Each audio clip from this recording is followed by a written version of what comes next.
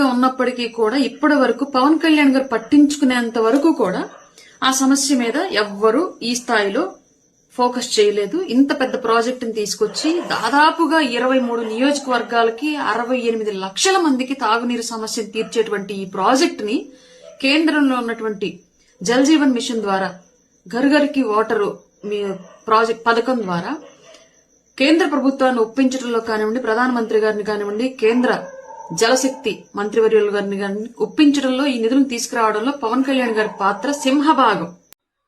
అవునమ్మా, అరుణమ్మా చాలా కష్టపడిపోయినాడు.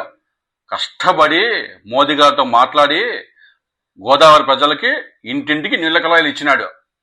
సింహభాగం. మీరేమో సింహాలతోటి పులులతోటి బాగానే కంపేర్ చేసుకోవచ్చా? మరి ఇదేంది అరుణమ్మా, ఈ జలజీవన్ మిషన్ వెబ్సైట్లో ఎట్టుంది?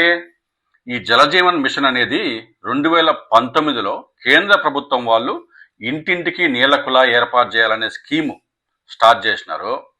ఏ సంవత్సరం ఎన్ని కనెక్షన్లు ఇచ్చినారో, ఎన్ని కోట్లు ఇచ్చినారో అన్నీ లేదు, క్లియర్గా ఉంది. ఇదిగోండి గ్రాఫ్. జగన్ గారి ప్రభుత్వంలో అంటే 2019-20లో 1,19,000 కనెక్షన్లు. ఏ ఇంటికి కూడా ఇచ్చినారో అన్ని అడ్రస్లతో సహా ఉన్నాయి వెబ్సైట్లో. 2020-21లో 13 లక్షలు, 2021-22లో 10 లక్షల ఇళ్ళకి ఇచ్చినారు, 2022-23లో 4.5 లక్షల ఇళ్ళకి ఇచ్చినారు. మరి మీ కూటమి ప్రభుత్వం వచ్చిన తర్వాత 2023-24లో 47,000 కనెక్షన్లు, 2024-25లో 79,000 కనెక్షన్లు. జగన్ గారి ప్రభుత్వంలో 13 లక్షల కనెక్షన్లు ఎక్కడ? మీ ప్రభుత్వంలో 80,000 కనెక్షన్లు ఎక్కడ? ఏమైనా కంపారిజన్ ఉందా అరుణమ్మా?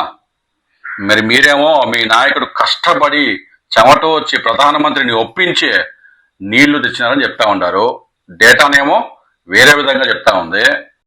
అరుణమ్మా, చదువు లేని వారికి ఇలాగ చెప్పి కాలక్షేపం చేయొచ్చాము కానీ నిజం నిప్పు లాంటిది అరుణమ్మా. ఈ నిజాన్ని ప్రజల్లోకి తీసుకెళ్లే బాధ్యత మీది.